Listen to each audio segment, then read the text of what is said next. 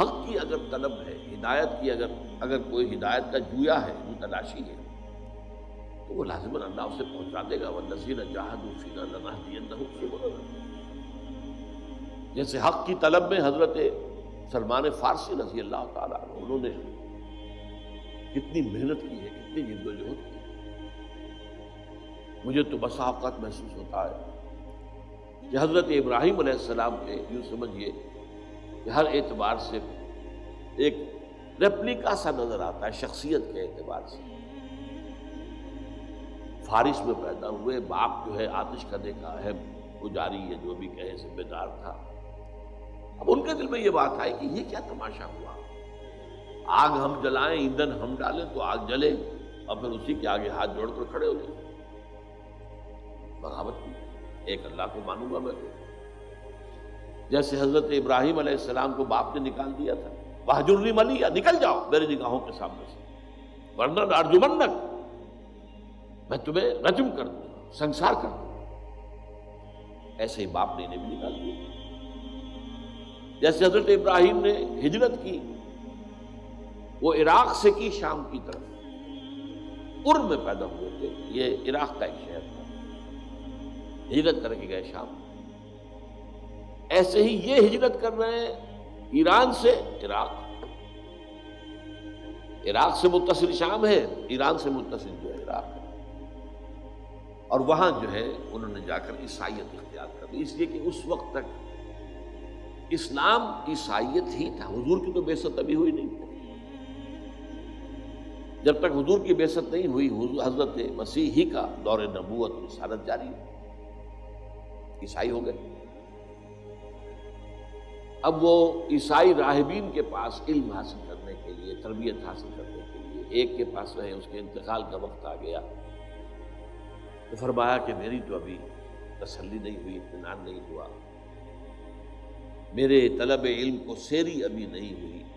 اس نے پتہ دیا کہ اچھا اب جاؤ فلاں راہب کے پاس چلے جاؤ، وہاں پہنچ گئے، وہاں زیر تربیت و تعلیم رہے، اس کا بھی وقت آ گیا، وہی بات دہرائی۔ تب اس نے کہا کہ میرا علم مجھے بتا رہا ہے کہ جنوب کی طرف کھجوروں کی سرزمین میں نبی آخر الزماں کا ظہور ہونے والا ہے۔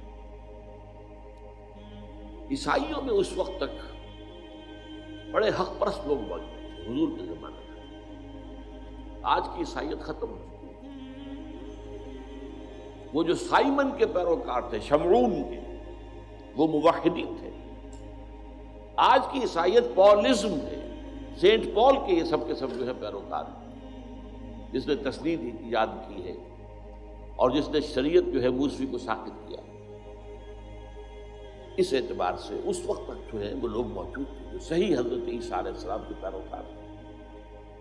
آپ کو معلوم ہے حضور کو بچپن کے اندر پہچان لیا تھا ایک عیسائی راہب نے، بحیرہ راہب، جب ابو طالب کے ساتھ اپنے چچا کے ساتھ وہ ایک قافلے کے ساتھ گئے اور اس نے پہچان لیا اور اس نے کہا ابو طالب سے اس کو حفاظت کرنا، کہیں یہودیوں نے ان کو پہچان لیا تو انہیں قتل کر دیا۔ عیسائیوں میں تھے ایسے حق پرست اور حق کا علم رکھنے والے، تو اس لیے اس نے کہا کہ جاؤ، میرا علم بتا رہا ہے کہ نبی آخر الزماں کا ظہور اب قریب ہے اور وہ ہوگا جنوب کی طرف کھجوروں کی سرزمین۔ حضرت سلمان نے رخت سفر باندھا اور ایک قافلہ جو جا رہا تھا مدینے کی طرف اس میں شریک ہو گئے۔ ڈاکوؤں نے ڈاکہ ڈالا، جو کچھ تھا لوٹ لیا، ان کو گرفتار کر کے اور غلام بنا کر بیچ دیا۔ خریدا ایک مدینے کے یہودی نے، مدینے پہنچ گئے۔ اس کو کہتے ہیں طلب صادق۔ لیکن ظاہر بات ہے کہ اب غلامی کی بیڑیاں جو ہیں وہ پاؤں میں پڑی ہوئی ہیں،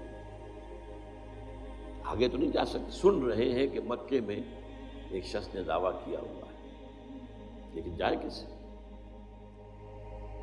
اب یہ کہ حضور خود تشریف لے آئے، ہجرت فرما کر۔ تو میں کہا کرتا ہوں کہ یہاں کنواں جو ہے وہ چل کر پیاسے کے پاس گیا، حضور پہنچے صلی اللہ علیہ وسلم۔ اب انہوں نے اپنے مالک سے کچھ کھجوریں حاصل کی اور لے کر پہنچ گئے حضور کی خدمت میں۔ آپ نے پوچھا کیا ہے؟ یہ صدقہ ہے، آپ کے لیے لایا ہوں۔ میں صدقہ میں نہیں لیتا، یہ غریبوں کا حق ہے، تقسیم۔ اور یہ بات بتائی تھی اسی راہب نے کہ یہ ان کی جو نشانی ہوگی، صدقہ قبول نہیں کریں گے، ہدیہ قبول کر لیں گے۔ کچھ دنوں کا بیچ ڈال کے پھر کچھ کھجوریں لی، پھر پہنچ گئے۔ کیا ہے؟ یہ ہدیہ ہے، آپ ہدیہ ایمان لے۔ اب دیکھیے طلب حق کے اندر ایک انسان اگر اس کی طلب صادق ہے تو کیا کیا مشقتیں کی۔ لہذا اگر کوئی شخص جس تک اس محمد الرسول اللہ کا پیغام پہنچ چکا ہو اور پھر وہ ایمان نہ لائے، تو یا تو وہ کسی عصبیت جاہلی کے اندر مبتلا ہے، اپنے زوم میں مبتلا ہے، اور یا یہ ہے کہ اس کے اندر طلب صادق اور طلب حق جو ہے وہ موجود ہے۔